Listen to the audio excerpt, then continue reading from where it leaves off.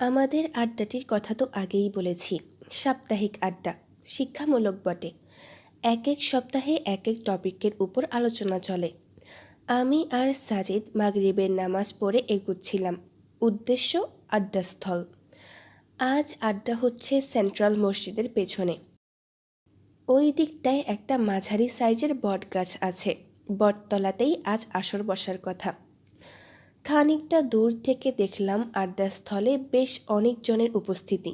কেউ একজন যেন দাঁড়িয়ে হাত নেড়ে নেড়ে কথা বলছে। তাকে দেখে শামসুর রহমানের কবিতার দুটি লাইন মনে পড়ে গেল। স্বাধীনতা তুমি, বটের ছায়ায় তরুণ মেধাবী শিক্ষার্থীর শানিত কথার ঝলসানি লাগা সতেজ ভাষণ। আড্ডাস্থলে পৌঁছে দেখি হুলস্থুল কাণ্ড। আলোচনা তখন আর আলোচনায় নেই, বাড়াবাড়িতে রূপ লাভ করেছে। দাঁড়িয়ে হাত নেড়ে যে কথা বলছিল সে হলো রূপম, ঢাবির ফিলোসফির স্টুডেন্ট। এথেইজমে বিশ্বাসী। তার মতে ধর্ম কিছু রূপকথার গল্প বই কিছু নয়। সে তর্ক করছিল হাসনাতের সাথে। হাসনাত জাহাঙ্গীরনগর বিশ্ববিদ্যালয়ে অ্যানথ্রোপোলজিতে পড়ে। রূপমের দাবি একমাত্র নাস্তিকতাই স্বচ্ছ, সৎ আর বিজ্ঞানভিত্তিক কথা বলে। কোনো প্যাচগোছ নেই, কোনো দুই নাম্বারই নেই, কোনো ফ্রডগিরি নেই। যা বাস্তব, যা বিজ্ঞান সমর্থন করে তাই নাস্তিকতা। মোদ্দা কথা, নাস্তিকতা মানে প্রমাণিত সত্য আর স্বচ্ছতার দিশা। হাসনাতের দাবি ধর্ম হলো বিশ্বাসের ব্যাপার, আর বিশ্বাসের ব্যাপার বলেই যে একে একবারে রূপকথা বলে চালিয়ে দিতে হবে তা কেন?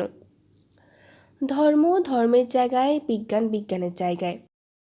ধর্মের সাথে বিজ্ঞানের সামঞ্জস্যতা দেখাতে গিয়ে সে আলবার্ট আইনস্টাইন সহ বড় বড় কিছু বিজ্ঞানী আর দার্শনিকদের মন্তব্য কোট করতে লাগলো।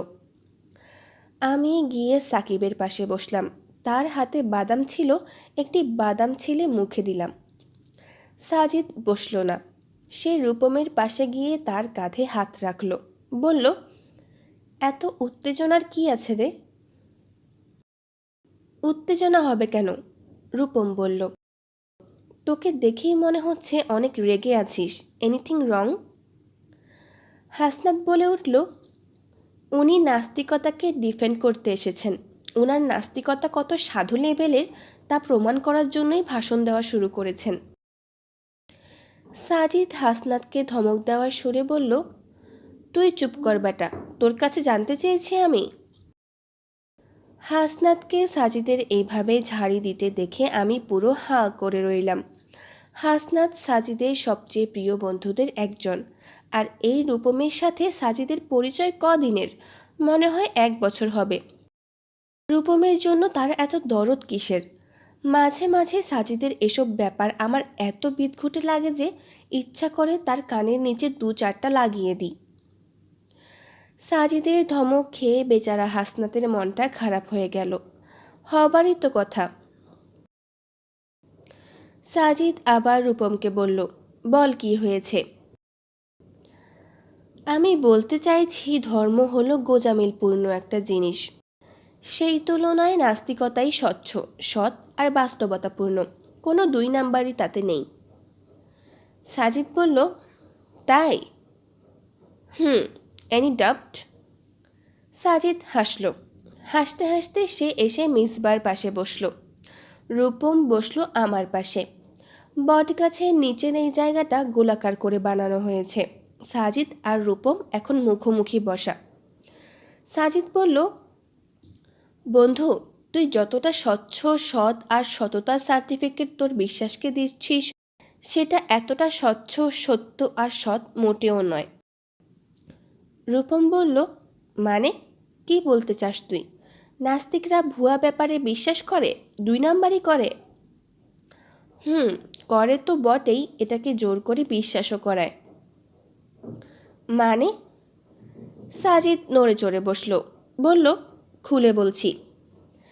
এরপরে সাজিদ বলতে শুরু করলো, বিজ্ঞানীরা যখন ডিএনএ আবিষ্কার করলো তখন দেখা গেল আমাদের শরীরের প্রায় 96 থেকে 98% ডিএনএ হলো নন কোডিং, অর্থাৎ এরা প্রোটিনে কোনো প্রকার তথ্য সরবরাহ করে না। 2-4% ডিএনএ ছাড়া বাকি সব ডিএনএই নন কোডিং। এগুলোর তখন নাম দেওয়া হলো জাঙ্ক ডিএনএ।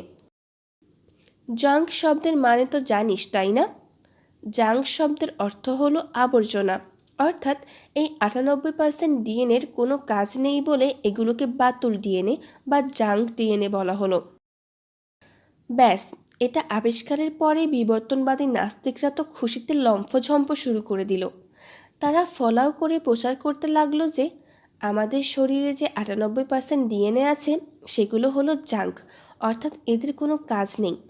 এই 98% ডিএনএ ডারউইনের বিবর্তনবাদের পক্ষে অনেক বড় প্রমাণ। তারা বলতে লাগলো মিউটেশনের মাধ্যমে এক প্রজাতি থেকে আরেক প্রজাতিতে রূপান্তরিত হওয়ার সময় এই বিশাল সংখ্যক ডিএনএ আমাদের শরীরে রয়ে গেছে। যদি কোনো বুদ্ধিমান স্রষ্টা আমাদের সৃষ্টি করত, তাহলে এই বিশাল পরিমাণ অকেজো অপ্রয়োজনীয় ডিএনএ তিনি আমাদের শরীরে রাখতেন না। কিন্তু কোনো বুদ্ধিমান সত্তার হাত ছাড়া প্রকৃতির অন্ধ প্রক্রিয়ায় আমরা অন্য একটি প্রাণী থেকে বিবর্তিত হয়েছি বলেই এই বিশাল অপ্রয়োজনীয় অকেজো ডিএনএ আমাদের শরীরে এখনও বিদ্যমান। বিবর্তনবাদীদের গুরু বিখ্যাত বিবর্তনবাদী জীববিজ্ঞানী রিচার্ড ডকিন্স তো এই জাঙ্ক ডিএনএকে বিবর্তনবাদের পক্ষে বড়সড় প্রমাণ দাবি করে একটি বিশাল সাইজের বইও লিখে ফেললেন। বইটির নাম দ্য সেলফিশ জিন। কিন্তু বিজ্ঞান ওই জাঙ্ক ডিএনএতে আর বসেনি। বর্তমানে অ্যাপিজেনেটিক্সের গবেষণা থেকে প্রমাণ পাওয়া যাচ্ছে যে এতদিন যে ডিএনএকে জাঙ্ক বলে বিবর্তনের পক্ষে প্রমাণ বলে চালিয়ে দেওয়া হয়েছিল তার কোনো কিছুই জাঙ্ক নয়। আমাদের শরীরে এগুলোর রয়েছে নানা রকম বায়োকেমিক্যাল ফাংশন, যেগুলোকে নাস্তিক বিবর্তনবাদীরা এতদিন অকেজো, বাতিল, অপ্রয়োজনীয় বলে বিবর্তনের পক্ষে বড়সড় প্রমাণ বলে লাফিয়েছে। সাম্প্রতিক গবেষণায় বেরিয়ে এসেছে এসব ডিএনএ মোটেও অপ্রয়োজনীয়, অকেজো নয়। মানব দেহে এদের রয়েছে নানান ফাংশন। তারা বলতো প্রকৃতির অন্ধ প্রক্রিয়ায় মানুষ অন্য একটি প্রাণী থেকে বিবর্তিত হয়েছে বলেই এরকম অকেজো নন ফাংশনাল ডিএনএ শরীরে রয়ে গেছে। যদি কোনো সৃষ্টিকর্তা বিশেষভাবে মানুষকে সৃষ্টি করত, তাহলে এরকম অপ্রয়োজনীয় জিনিস আমাদের শরীরে থাকতো না। কিন্তু এখন দেখা যাচ্ছে এসব ডিএনএ মোটেও নন ফাংশনাল নয়। আমাদের শরীরে এদের অনেক কাজ রয়েছে। তাহলে বিবর্তনবাদীরা এখন কি বলবে? তারা তো বলেছিল অপ্রয়োজনীয় বলেই এগুলো বিবর্তনের পক্ষে প্রমাণ, কিন্তু এগুলোর প্রয়োজন যখন জানা গেল, তখনও কি তারা একই কথা বলবে? ডকিন্স কি আর তার দ্য সেলফিশ জিন বইটা সংশোধন করবে? বিবর্তনবাদীরা কি তাদের ভুল শুধরে নিয়ে ভুলের জন্য ক্ষমা চাইবে? বল দোস্ত, এটা কি 2 নাম্বারই না? সাজিদ থামল। রূপম বলল, বিজ্ঞানের অগ্রগতিতে এরকম একটি ধারণা পাল্টাতেই পারে। এটা কি চিটিং করা হয়? সাজিদ বলল, না, কিন্তু বিজ্ঞান কোনো ব্যাপারে ফাইনাল কিছু জানানোর আগেই তাকে কোনো নির্দিষ্ট কিছু একটার পক্ষে প্রমাণ বলে চালিয়ে দেওয়া, প্রতিপক্ষকে এটা দিয়ে এক হাত নেওয়া এবং এটার পক্ষে কিতাবাদি লিখে ফেলাটা চিটিং, এবং নাস্তিকরা তাই করে। সাজিদ বলল, শুধু জাঙ্ক ডিএনএ নয়, আমাদের শরীরে যে অ্যাপেন্ডিক্স আছে সেটা নিয়েও কত কাহিনী তারা করেছে। তারা বলেছে অ্যাপেন্ডিক্স হলো আমাদের শরীরের অপ্রয়োজনীয় অঙ্গ। আমাদের শরীরে এটার কোনো কাজ নেই। যদি কোনো বুদ্ধিমান সত্তা আমাদের সৃষ্টি করত, তাহলে অ্যাপেন্ডিক্সের মতো অপ্রয়োজনীয় অঙ্গ আমাদের শরীরে থাকতো না। আমরা শিম্পাঞ্জি জাতীয় এক প্রকার অ্যাপ থেকে প্রকৃতির অন্ধ প্রক্রিয়ায় বিবর্তিত বলেই এরকম অপ্রয়োজনীয় অঙ্গ আমাদের শরীরে রয়ে গেছে। এটার কোনো কাজ নেই। এটাকে তারা বিবর্তনের পক্ষে প্রমাণ বলে চালিয়ে দিত। কিন্তু সাম্প্রতিক গবেষণা থেকে জানা গেছে যে অ্যাপেন্ডিক্স মোটেও কোনো অপ্রয়োজনীয় অঙ্গ নয়। আমাদের শরীরে যাতে রোগ জীবাণু, ভাইরাস ইত্যাদি প্রবেশ করতে না পারে, তার জন্য যে টিস্যুটা অত্যন্ত গুরুত্বপূর্ণ ভূমিকা রাখে সেটার নাম লিম্ফ টিস্যু। এই টিস্যু আমাদের শরীরে অনেকটা সৈনিক তথা প্রহরীর মতো কাজ করে। আর আমাদের বৃহদন্ত্রের মুখে প্রচুর লিম্ফ টিস্যু ধারণকারী যে অঙ্গটি আছে তার নাম অ্যাপেন্ডিক্স। যে অ্যাপেন্ডিক্সকে একসময় অকেজো ভাবা হতো, বিজ্ঞান এখন তার অনেক ফাংশনের কথা আমাদের জানাচ্ছে। বিবর্তনবাদীরা কি আমাদের এই ব্যাপারে কোনো কিছু নসিহত করতে পারে? এখন কি বলবে অ্যাপেন্ডিক্স অকেজো, বিবর্তনের পক্ষে প্রমাণ? রূপম চুপ করে আছে। সাজিদ বলল, এতেও গেল মাত্র 2টি ঘটনা। তুই কি মিসিং লিঙ্কের ব্যাপারে জানিস রূপম? আমার পাশ থেকে রাকিব বলে উঠল, মিসিং লিঙ্ক আবার কি জিনিস? সাজিদ রাকিবের দিকে তাকালো, বলল, বিবর্তনবাদীরা বলে থাকে একটা প্রাণী থেকে ধীরে ধীরে অন্য একটা প্রাণী বিবর্তিত হয়। তারা বলে থাকে শিম্পাঞ্জি থেকে আমরা মানে মানুষ এসেছে বিবর্তন প্রক্রিয়ায়। যদি এরকম হয় তাহলে শিম্পাঞ্জি থেকে কিন্তু এক লাফে মানুষ চলে আসেনি, অনেক অনেক ধাপে শিম্পাঞ্জি থেকে মানুষ এসেছে। ধর 1 সংখ্যাটা বিবর্তিত হয়ে 10-এ যাবে।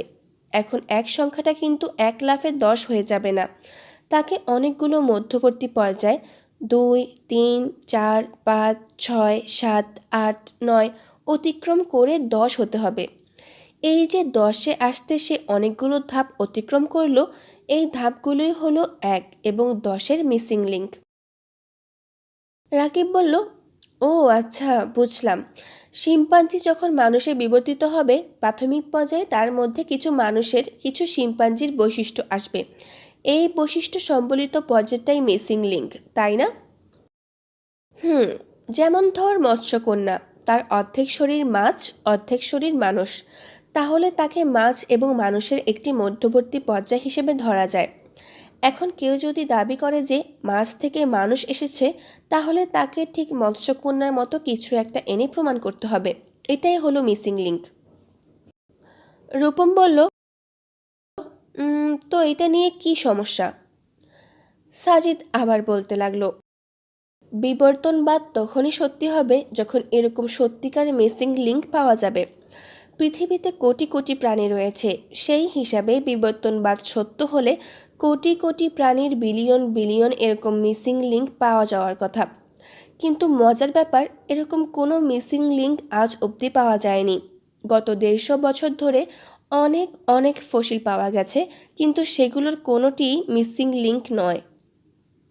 বিবর্তনবাদীরা তর্কের সময় এই মিসিং লিঙ্কের ব্যাপারটা খুব কৌশলে এড়িয়ে যায়। কেউ কেউ বলে আরও সময় লাগবে, বিজ্ঞান একদিন ঠিক পেয়ে যাবে ইত্যাদি। কিন্তু 2009 সালে বিবর্তনবাদীরা একটা মিসিং লিঙ্ক পেয়ে গেল, যা প্রমাণ করে যে মানুষ শিম্পাঞ্জি গোত্রের কাছাকাছি কোনো এক প্রাণী থেকেই বিবর্তিত।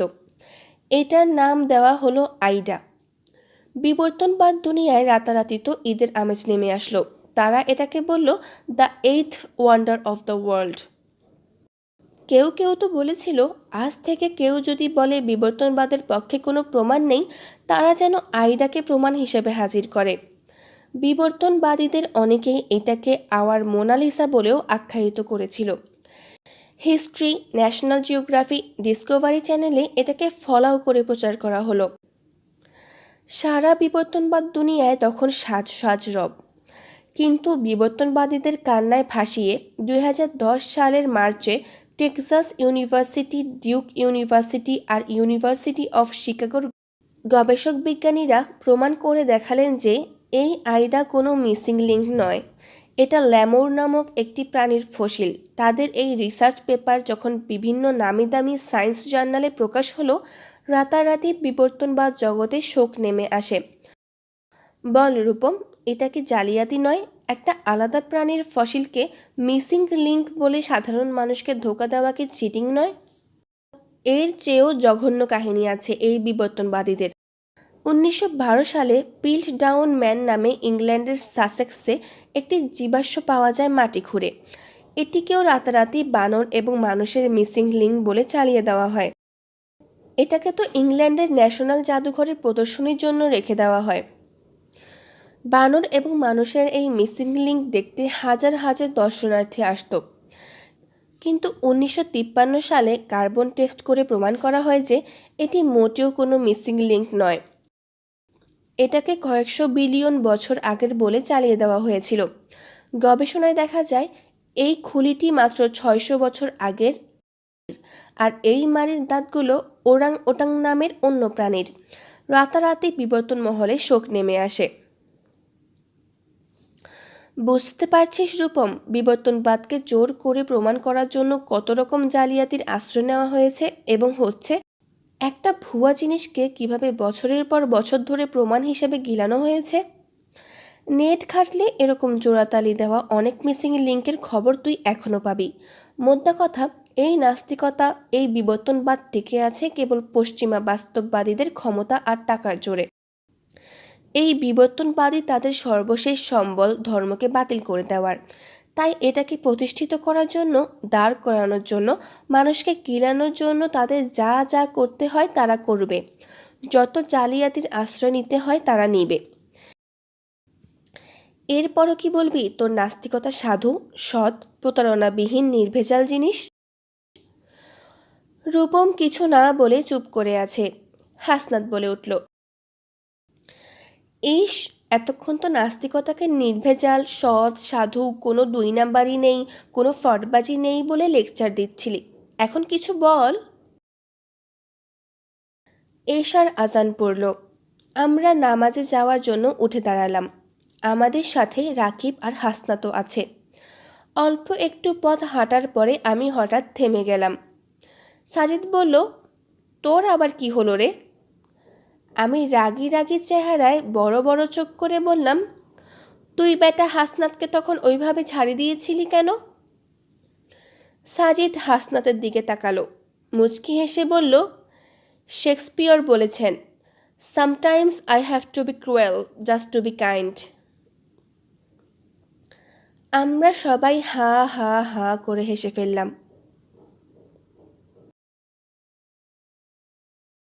প্যারাডক্সিক্যাল সাজিদের সম্পূর্ণ বইয়ের অডিও বুক এই পর্বেই শেষ হলো। আশা করি সবাই উপভোগ করেছেন এবং অনেক নতুন তথ্য জানতে পেরেছেন। সাথে থাকার জন্য ধন্যবাদ।